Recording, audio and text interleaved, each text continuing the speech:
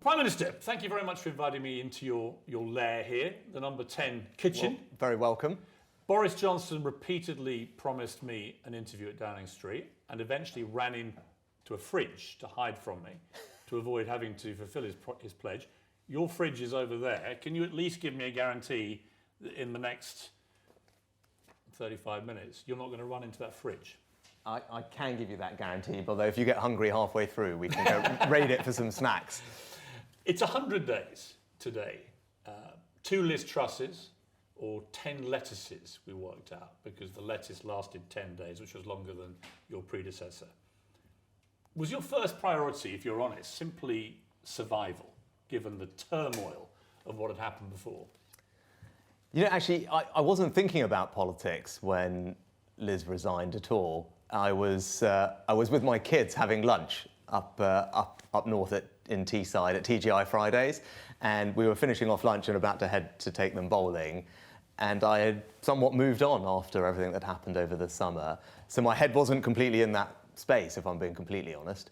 And obviously she resigned, and I had to think about what to do. And ultimately, I strongly believe in public service and felt out of a sense of duty more than anything else that I should try and come and make a difference, given it was a pretty challenging time. Well, had it crossed your mind when you lost that leadership race to just get out of politics? Because it's a brutal business. You'd had a go at running for leadership, it hadn't worked. Had it gone through your mind to just actually try something else? Not to leave politics, and I'm very devoted to my constituents at home in North Yorkshire and Richmond. So I hadn't considered leaving politics altogether, but I had obviously assumed that my career in frontline politics had come to an end. I mean, we're talking 4 months ago. Yeah, no, that's what I said. This is how insane it's been. 4 months ago, at TGI Fridays with your kids, you're thinking, well, I'll never work in a cabinet again. Yeah, that's what I was assuming. Now you're in number 10. Yeah. We're in your flat. You're the boss. You're the Prime Minister. It's a little bit nuts. Yeah, it was not what I was expecting. I knew when I resigned as Chancellor, I said at the time, that was probably, I knew that would be the last. I resigned thinking and believing that would probably then be the last senior job I had in politics. That's what I thought I was doing. And not to leave politics altogether, but as you said, I didn't expect to be in cabinet or serve in a position like this again. So yeah, the whole thing came as a pretty big surprise. But as I said, the country was in a difficult spot. And you think? I mean, and I thought I could make a difference. You said in 2020, when asked if you were after the top job, God no, definitely not, seeing what the Prime Minister has to deal with. Yeah. And then a year later, you run for that job at a time when the economy is tanking, the party's cratering in the polls, there was a raging war in Europe, the worst cost of living crisis in a lifetime, the remnants of this terrible pandemic. It's pretty much the worst imaginable hospital pass any incoming Prime Minister could ever wish to receive, which begs the question, what on earth did you want to do this for? Yeah, well, thanks for reminding me, first of all, that long list. And look, you're right, there's no point sugarcoating it. It's not an easy situation. And, I do ask myself the same question on occasion. I go to what I said before, for me, it's about duty. And actually, there's a concept in Hinduism called dharma, which roughly translates into duty. And that's how I was raised. It was about doing the things that were expected of you, and trying to do the right thing. And even though it was going to be a nightmare job for all the reasons that you outlined, I felt that I could make a difference, and I was the best person to make a difference at that moment, especially given the challenges that people were facing and what they were seeing with their mortgages. And that's ultimately why I put myself forward to do it, and knowing that it would be difficult and challenging, but ultimately doing what I thought was my duty in that situation, because I believed deeply in service and thought I could make a difference to the country. When I interviewed Tony Blair when he was Prime Minister here at Downing Street, he had a singing fish on the wall called Billy Bass, I think it was, that used to sing if you pressed a button, "Don't worry, be happy." Do you have anything like that? And what is your mantra for the nation right now? No, I have my wife, but she doesn't sing "Don't worry, be happy." And we do like Bob Marley, but no. Look, what's the right mantra right now for the public? So many people are suffering. So many people are worrying. What is your message to them? It's have hope. Have hope, because I can make it better, and I will make it better. And that's what I say, and that's what I'm working day and night to do. That's why I put myself forward for this, and that's why at the beginning of the year I set out for the country the 5 things I wanted to do for them, which are quite straightforward in one sense. The problem you have, I've seen the 5 pledges, and we'll discuss those. There's a new poll out today, YouGov Times Radio, that says pretty much on almost every metric that 3/4 of the public do not think you're delivering on any of the things you're now pledging to fix. 3/4 don't think you're going to be Prime Minister after the next election. These are, pretty heavy stats against you. You haven't got that much time to turn this around. You've got 500 days or so maximum. Can you do it? Have you got enough time to implement these changes and actually see change be affected? Yes, I wholeheartedly believe that, and I'm giving it absolutely everything I've got. And of course, people might not feel that today, and for all the reasons that you set out earlier, the situation is tough. But I want people to have confidence that it will get better. So if you go through those things I said, halve inflation. Yes, I believe by the end of the year we can halve inflation. Grow the economy. Yes, I do believe over the course of this year we'll get the economy growing again. Reduce debt. We've already made some difficult decisions to ensure that happens, but we've got to stick to the path. And then cutting waiting lists. I was just in a hospital earlier this week talking about our plans to bring down waiting times in the NHS, which I know we can deliver on. We're working with the NHS to do that, and stopping the boats and tackling illegal migration. That's probably the trickiest of all of them, but again, it's something that I care very deeply about. And by the end of the year, when hopefully we can come back and do this again, and you can give me my report card on those 5 things, I am confident that we will have delivered on them. And the country at that point will be able to say, hang on, this guy said he was going to do these things, and he's done them. And that's what I want to be judged by, because I think politicians say lots of things, and the country's probably quite frankly sick and tired of it, right? But what they want is someone to just do the things that they say, and that's what I'm going to do. Political words are cheap, right? Yeah. I mean, anyone can sit as Prime Minister and say to me, I'm going to fix everything. The proof will be literally in the pudding, right? And I will set you up on that. I will come back. Yeah. Because people want to see actual delivery. They do. I believe that. And that's why, actually you talk about those 5 things and all that polling. Other people say, oh gosh, that's not ambitious enough at all. And where's the grand vision and all the rest of it? And what I'd say to them is these are the things that matter most to the country. Do you have a doctrine? I mean, people are struggling to see what is Sunakism? What is the doctrine you have for leadership of this country? Well, first of all, it's about making sure that people can feel proud of the UK, proud of our country, and that they have peace of mind that things are going to be better for their children and grandchildren. Now, that's what I'm driven to deliver. And right now, what does that mean? It means delivering on those 5 things, because that's how we're going to do that. That's how we're going to make sure people do have peace of mind, that things will be better for their children, for their grandchildren. That is how we will make sure people feel proud of our country. And that's why those 5 things are the most important things to focus on. How would you assess your first 100 days? Yeah, well, as you said, I came in and it was a challenging situation, but I'm proud of what we've achieved. I'm proud. And what have you achieved? If you look at some of the things that we've done in that relatively short space of time, first and most importantly is taking action to stabilise the economy.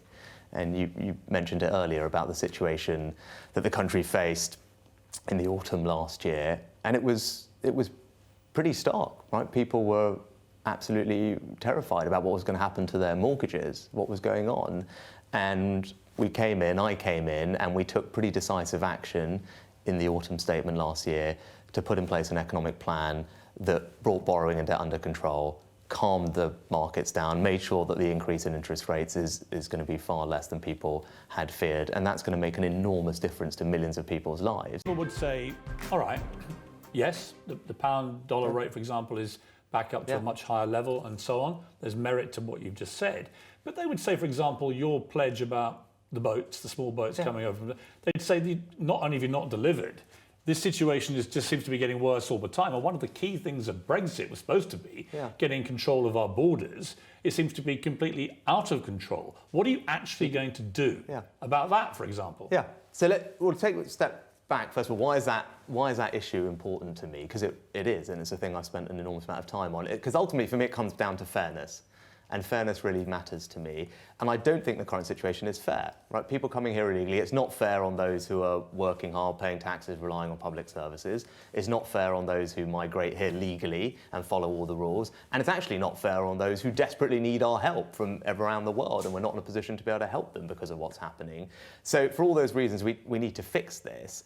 And for me, what I hear when someone says, well, if someone comes here and claims asylum illegally, they've come here illegally and they claim an asylum, I hear that and say that's wrong, right? When I hear that someone has paid thousands of pounds to come here and exploit our world-leading modern slavery laws, that's wrong. Or when I hear that someone's trying to, game the system, whether it's human rights or exploit our compassion and frustrate their removal to a safe place like Albania or Rwanda, that's wrong. So we have to fix all those things. The system that we need, the system that I want to introduce, is one whereby if you come here illegally, you should be swiftly detained, and then in a matter of days or weeks, we will hear your claim, not months and years, and then we will safely remove you somewhere else. And if we do that, that's how we'll break the cycle. Because if all these smugglers and gangs, if they see that happens... I understand. I have heard this a lot, Prime Minister. So my question for you is... so what are we doing? What are you tangibly going to do to enforce this and make it happen? So, look, in the first 100 days, what have we done? What have I done? I've got a new deal with France, which is increasing the amount of patrols that are happening on French beaches, which is making a difference already. Secondly, I've got a brand new deal with Albania. Albania accounted for 30% of all the illegal migrants. Of course that's ridiculous, but I've worked with the Albanians to put in place a new deal which means for people coming from Albania illegally, we will be able to remove them safely back to Albania, and that is already happening. We're putting illegal migrants from Albania back on flights, and that will ratchet up over the year. And that's tangible improvement in the situation. That deal is a new deal. And then we're wholesale changing how our asylum system works in the UK to make sure that we process things far quicker and more efficiently. We've got more enforcement of people who are working illegally. But the key thing we need to do is introduce new laws. And very soon we'll be introducing new laws into Parliament which deliver the system that I explained. The system which says if you come here illegally, you're not really going to be able to stay here. Give me the simple explanation of what this new law will look like. So what that law will say is if you come here illegally, if you're an illegal migrant here, then you will not be able to stay here, and in fact, we will be able to detain you. And then we will hear your claim in a matter of days or weeks, not months or years, and we will have the ability, in the vast majority of cases, to send you to an alternative safe country. Be that where you've come from, if it's safe, like Albania, or indeed Rwanda. That is the system. Is Rwanda ever going to happen? Yes, I mean, we're working our way through the courts with that, and of course there are going to be people who try and frustrate this, but that is a system that I think the vast majority of people watching will say, that sounds reasonable. How do you couple it with humanity? How do you work out who are genuine asylum seekers, who actually want our help because they're desperate, perhaps from a war-torn country, from a war that we were involved in? So there's a couple of things. A, you're absolutely right that is the bit that we have to get right, because we're always going to be a compassionate country. It's something that we're all very proud of, and that's why drafting the law is not straightforward, and we're taking the time to get it absolutely right so that we can capture those genuine cases, which of course we want to. But the other thing is this. As we've demonstrated over the past year or two, when we need to open up our hearts and our homes in this country to those fleeing persecution, whether it's Afghanistan, Syria, Hong Kong, Ukraine, we do. And that's what being British is all about. But it needs to be done on our terms. So what I think actually is, once we've got a grip of this system, and we've largely stopped the flow of illegal migrants, we can have a much more sensible conversation as a country in saying, well, who do we want to take? From where and how many, what's our ability to help these people, and actually have that conversation proactively and work with the Red Cross and the UN and others to do that. But first, we've got to stop the illegal migration. Have you told your Home Secretary to dial down her rhetoric, which many people think has been overly inflammatory and degrading in some cases about migrants? Well, I think, look, people are frustrated with this situation. I'm frustrated with this situation, but the right way to deal with it is to do the things that I'm saying, and that's required some hard work to get... But on language specifically? Well, on language, look, we should always remember that we're a compassionate country, right? And we've demonstrated that, as I said, with Hong Kong, Afghanistan, Syria, Ukraine. We're a compassionate country. Have you reminded your Home Secretary of that? She believes that. Everyone believes that in the government, and we've demonstrated that as a country. Those are our values, but we're not a soft touch. right? We are not a soft touch. We believe in playing by the rules. We believe in fairness as well. That is also equally British, and we need a system that delivers that, and that's the bit that we're going to fix. Talk about fairness. A lot of strikes going on at the moment. You're being very resolute as things stand in standing up to the unions. It's not proving very popular with the public. Again, 3/4 think the unions have got the edge in this at the moment. I want to talk specifically about nurses, mainly because your father was an NHS GP, your mother ran the family pharmacy. You're a person who grew up around the health system, around healthcare. It must burn in your soul. Nurses, we were told to go out and applaud every Thursday in the pandemic. Many of them died in the pandemic, risking their lives to save people's lives. They, to me, should be made an exception, and yet you've barely negotiated with the nursing unions.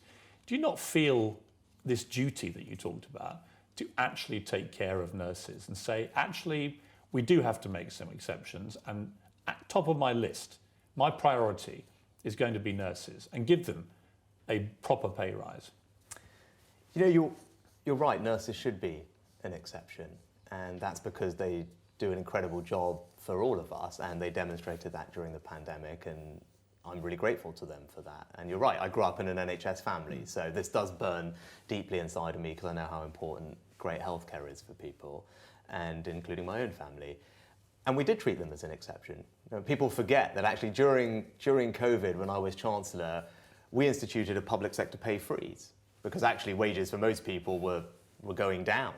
And what we decided in that context, given everything going on, that there should be a pay freeze across the entire public sector. So everyone working in the public sector didn't see their wages rise during COVID, given the economic situation. But you know what? There was one exception to all of that. It was people working in the NHS. Yeah, but it was nurses. I know, but it's all been completely dwarfed, as you know, by inflation.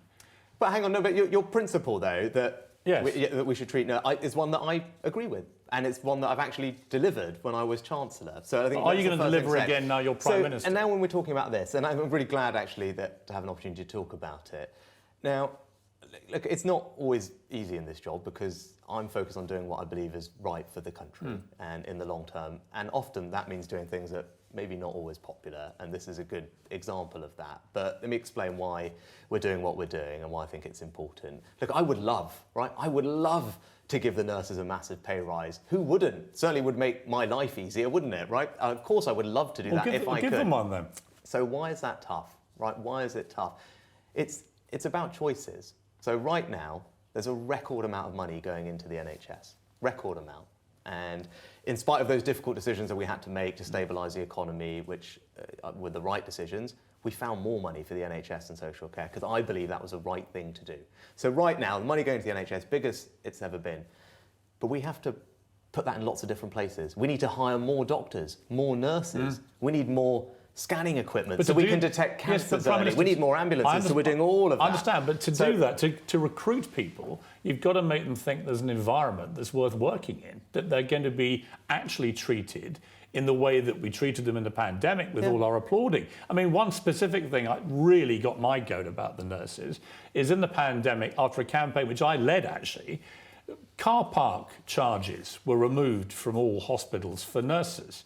Right, because they were paying up to £1,000 each a year to park their car outside a place they were going in to save lives. It seemed to me preposterous. In Scotland and Wales, they don't have that charge. But now the pandemic's over, that's come back. And they're now facing charges again of £1,000 a year. You can't think that's right. Surely the nurses in England have to pay £1,000 a year for the privilege of parking outside a hospital to save lives. So actually what we've done is put in place support for Truss to be able to support their staff. Why don't you just say enough? Well, you should, and just continue what happened in the pandemic. Yeah, well, because there's other things that we've done for nurses as well. Because you're right, it's not just about pay, there's lots of other ways. You know that's not fair, don't you? Well, there's other ways that we can demonstrate our gratitude. On that point, though, it's not fair, is it? Well, look, everyone watching this show will get to work in lots of different ways. I know. Right? I know, but not many are actually going to actually save lives.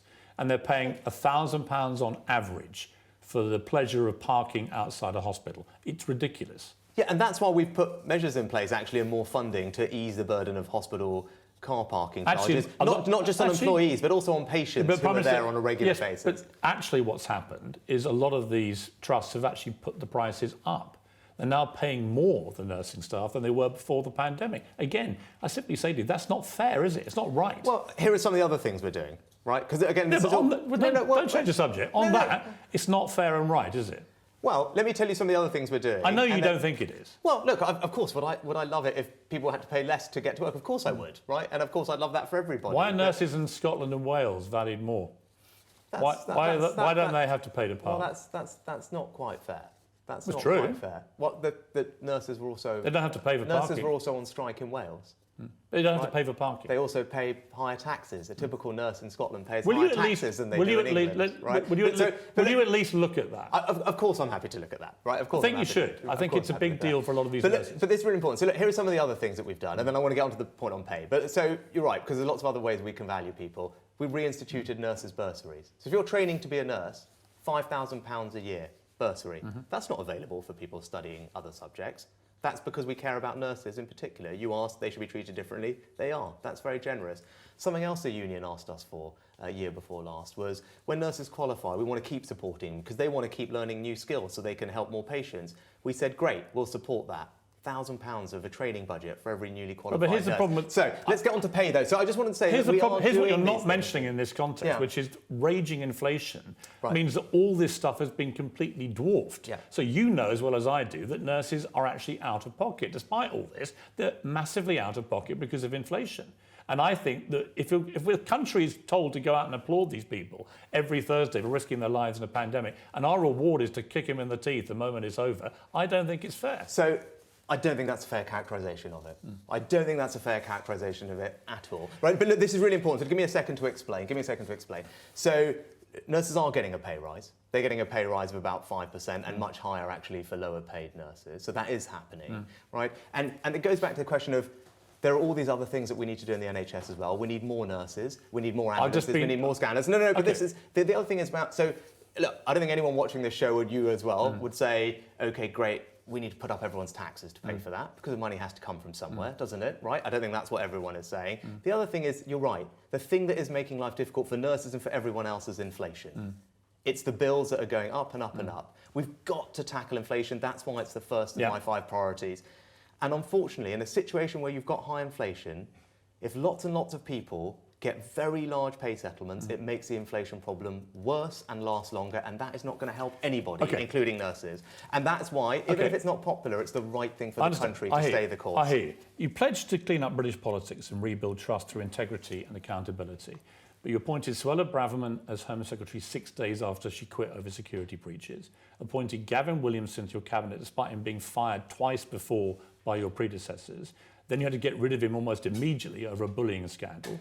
You just had to fire your party chairman, Nadhim Zahawi, over a tax scandal. And your Deputy Prime Minister, Dominic Raab, is facing serious mass bullying allegations. That's just in 4 months, Prime Minister. People are saying, what is going on here? How does this live up to trust through integrity and accountability? It just looks like more of the same. Well, actually, people can judge me on how I've dealt with these situations as they've arisen, right?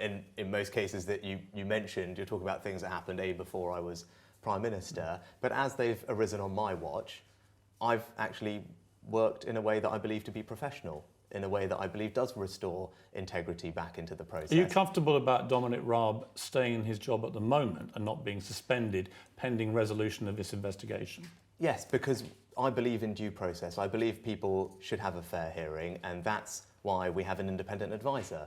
And I think as people saw at the weekend, that independent advisor, who I'd asked to look into the Nadhim Zahawi situation, looked at it quickly, didn't pull any punches when he wrote his report, and immediately after I received that report, I acted decisively to remove Nadhim Zahawi from government because there had been a serious breach in the ministerial code. He had to go over tax. A lot of people have asked questions about your wealth. You know that. You're a very wealthy man. I don't hold that against you. You've been very successful in business. You've said that you'll release your tax returns, but we haven't seen them yet. When are you going to do that, and how far back are you going to go? I mean, would it not be if you're going to be transparent about this, go back to when you first became an MP and say, right, here you are, here's 8 years of my tax returns. So I will be transparent. They will go back. They generally, there's a precedent for these things. So one would assume for all MPs, we don't tend to do that. This is something that we restrict. No, but you want to be people transparent. Have been prime ministers or chancellors or mayors in the past. They will be published shortly. The tax, as you know, the tax filing deadline was just a few days ago. So that's why. So the tax filing deadline's just passed. So they're just being prepared and they will be released shortly. Can you answer one specific about it? A lot of people have been suggesting that you may have benefited some way financially from pharmaceutical companies during the pandemic, either through a blind trust or otherwise. Can you clear that up? Have you made any personal financial gain from pharmaceutical companies, and in particular from Moderna, who of course made a lot of money from the vaccine? So all my disclosures are done through the Cabinet Office, and what you'll see if you read the statement that they put out is that my investments are in what's called a blind management arrangement, so I don't actually have any knowledge of what is in there, and that's how that works. So you could have made money. I'm not. The whole point about something that's truly blind is that it's blind from me. Do you think it's right that a Prime Minister should have blind trust?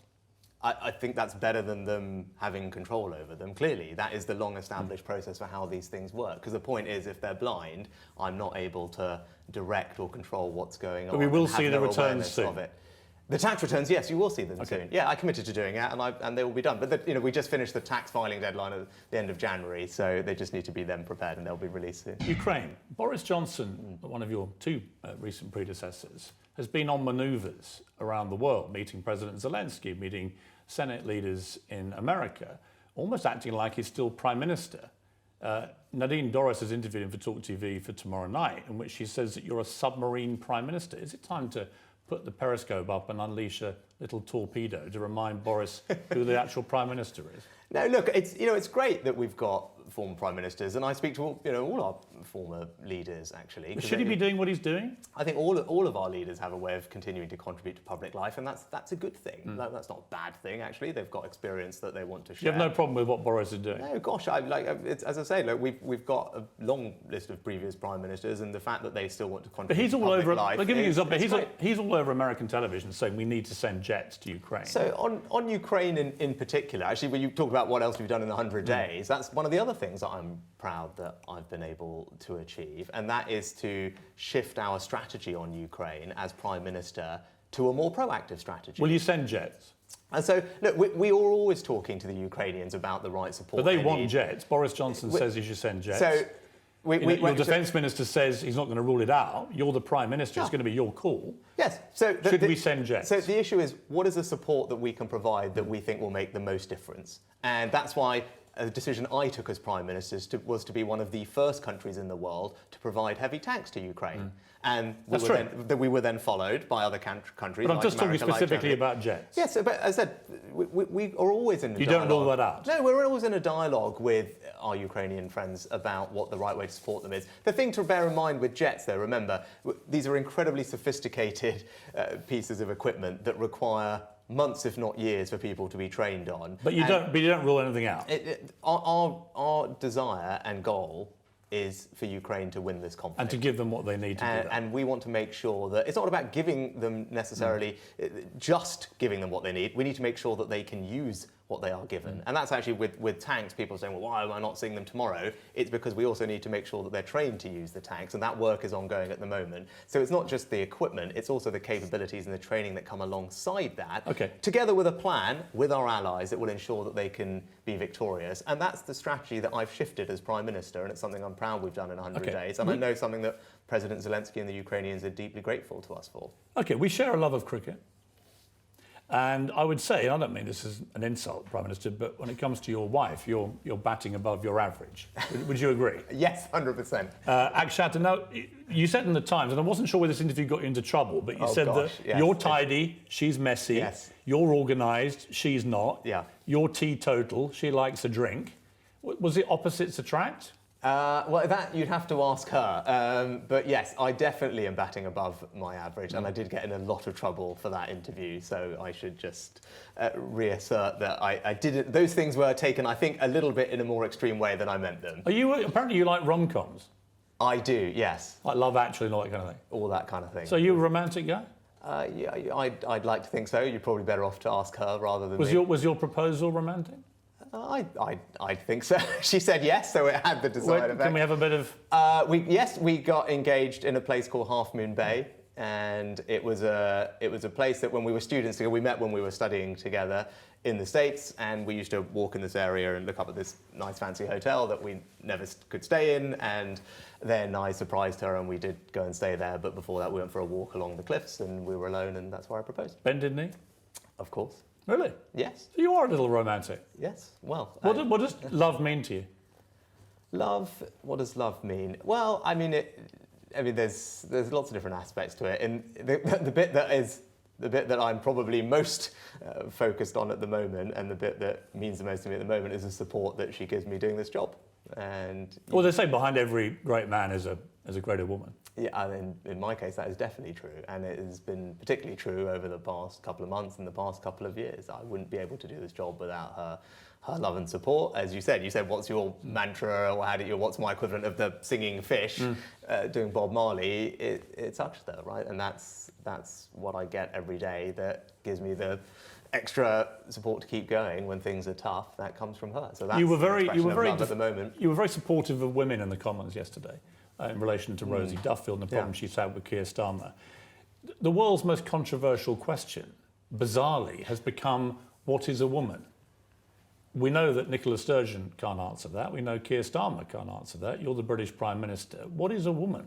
Yeah, of course I know what a woman is, an adult human female. And what you're actually, though, asking when you ask that question is, I think, what's my approach and view about how we as a society grapple with a situation where people are questioning and wanting to change their gender, their identity. Well, we've just had this shocking case in Scotland where a male rapist who raped 2 women, before he comes to trial, suddenly decides to transition to be supposedly a woman. He gets convicted as a woman and then gets sent, first of all, to a woman's prison where there will be other women for him to attack. And his ex-wife says, well, this is ridiculous. He's just doing this because he wants the soft option of being in a women's prison. He's now been sent back to a male prison, and therefore we have to assume is now being categorised as male. But this shows the problem of limitless gender self-identity. This is where it takes us. I completely agree. It absolutely does show some of the challenges with this. I mean, look, first of all, we must and should have enormous compassion and tolerance and understanding for those who are questioning their gender and identity and wanting to change, and we will always be supportive of that. Of course we will, and it's right to be compassionate about that. That's who we are as a people. But we have to recognise the challenges that poses, particularly for women's safety, as we've just been discussing. And that's why biological sex really matters in Yeah, I mean, questions. to me, it's immutable. That's what it is. It's biological sex. When you see what's happening in sport, where you see trans women athletes demolishing women, female athletes, what do you feel about that? Yeah, well, I think that doesn't strike most people as being fair, right? So, and so that's why when it comes to these questions, biological sex matters. Now that we can and will have compassion and tolerance and understanding for everybody who is thinking about transitioning and changing their identity and gender. But for me, when it comes to whether it's sex, whether it's women's spaces, whether it's prisons, biological sex really matters. And actually, we saw that recently with what's going on in Scotland, and that's why I took, again, you say, what else have you done in 100 days and what's bold? We took action that hasn't I thought been you were taken completely before, right. Because, the bill that was passed in Scotland, I think has real implications for how we think about these issues on a UK-wide basis and the interaction between these things. I think on this you're completely right. I'm glad you've said what a woman is, because a lot of people will be thinking, why can't we say what it is anymore? I mean, yes. And look, I'm married to one, I have 2 daughters, and it's really important that they grow up in a society where their needs are respected, whether it's how they want to be treated when they're in changing rooms or sports, but also their safety. And the other thing I've spoken about is women walking around in the evenings should and deserve to feel safe. Yes. And they should be and deserve to feel safe. And we haven't done a good enough job of that in the past, and we're working really hard to improve things, but it's something that I hope I can achieve as Prime Minister, that women do feel that, because that's what we all owe them. What's the biggest frustration for you about how people view you? A lot of people think you're a bit of a nerd. You're a Goldman Sachs guy, you've been high flyer all your life.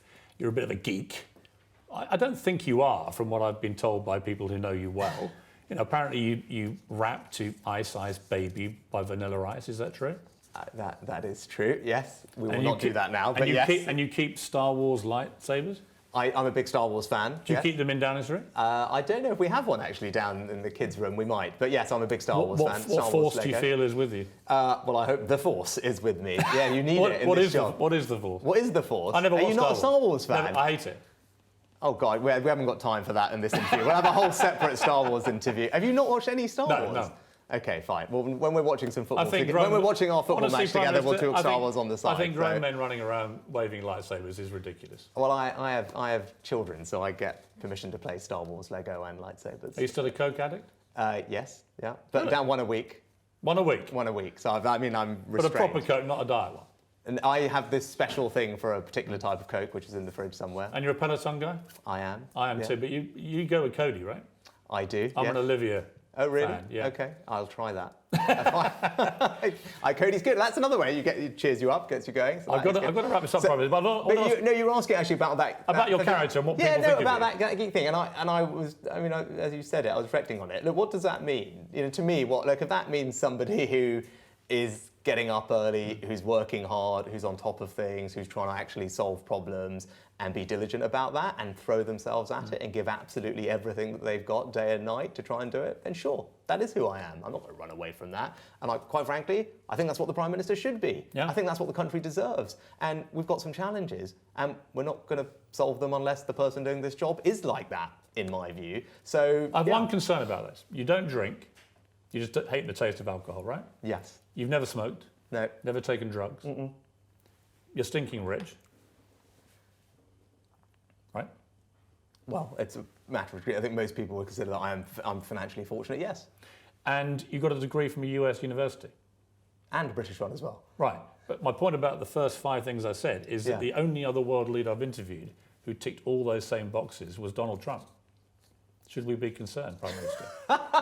Is this a trait that we should be worried about? Gosh, I think of all the people would have compared me to, that is not one that I would have imagined. But look, on those things, I guess, so what are people, am I frustrated and all the rest of it? Look, I think what people need to understand is what my values are. I think that's the most important. What are they? And that's how I was brought up, right? And I was brought up by parents who emigrated to this country, and they came with an immigrant mindset whereby what they were focused on was working as humanly hard as possible and sacrificing everything so that their kids could have a better future and that we could fit in and integrate into British life well.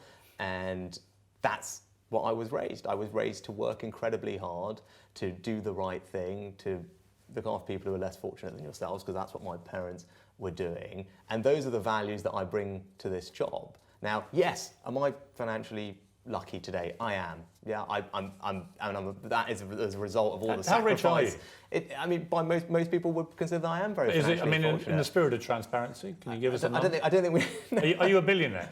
No, I'm not going to get into that. No, but the point that, what matters about that is not, right, how much is in my bank account. What matters are my values, and what matters are the actions I take for the country. And you know what? I had the same bank account when I was Chancellor. So when I stood up in that first press conference where no one knew who I was, and I talked about what we were going to do, and I talked about furlough, right? No one asked me then, oh, well, how much money is in your bank account, right? No one cared, right? So if it didn't matter then, it shouldn't matter now. Well, the first tax cut I ever did as Chancellor was a tax cut for the lowest paid. It was those on universal credit, because I wanted to make it easier for people who were moving off welfare and wanted to move into a job. I wanted them to be able to keep more of their money, because I thought that was a really good thing. I believe really strongly in hard work. I think hard work is something that we should reward. How much is a pint of milk? 90p. But you know what? Oh, that's good. Do you know what? When people ask me that question, do you know what I instinctively think of? I think of the price of milk that my farmers get. Because I represent a very rural constituency in North Yorkshire. My neighbour is a dairy farmer.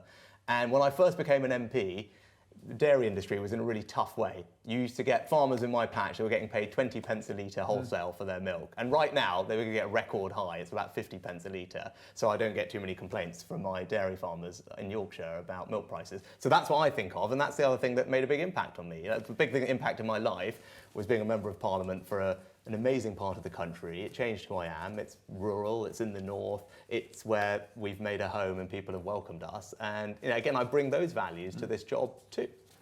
I want to end with 3 yes or no's. Right. Right, and then that's it. Then you're out of this. Right. First one, should King Charles invite Meghan and Harry to the coronation? You're going to be there? I had a feeling you might ask me that. So look, you know I can't talk about the royal family, but what I can say is one of the great privileges of this job is spending time with the monarch and also championing what is an amazing British institution all around the world. Should people who keep trashing the royal family and monarchy just shut up? Look, I said it's one of the proudest parts of my job is to go around the world and champion and celebrate British institutions like the royal family. Australians have just taken all the royals off their stamps. Yeah, but you know what? There's an enormous amount of affection for the royal family everywhere I go around the world, and they do an incredible job. King Charles does an incredible job. We're lucky to have him. The coronation is going to be superb, and we're going to have a great time. And you don't mind if you're next to Meghan and Harry? Again, what I'm focused on is making sure we have a great time as a country, and that is what I'm confident is going to happen. Are we going to win the Ashes, England? Yes. Are Arsenal going to win the league? Yes. Are Southampton going to get relegated? No. No, definitely not. Well, actually, if you could spare us the points when we play you, that would be okay. Actually, that's one of the. Actually, you say, where did you get your motivation from? So, growing up and being a Southampton fan in the 90s, as that was my formative teenage years, we stayed up most seasons on the last game of the season. One time on goal difference, which we call the Great Escape. So, I'm quite comfortable with things being tough. But you know what, in the end, you can pull it out of the bag. And that's a little bit like this job at the moment. Things are tough, but I'm confident that they'll get better and we'll be successful. Listen, you've got one of the toughest jobs I can imagine. I've interviewed many British Prime Ministers over the years. This is a really tough job you're in. But I like the ambition you have.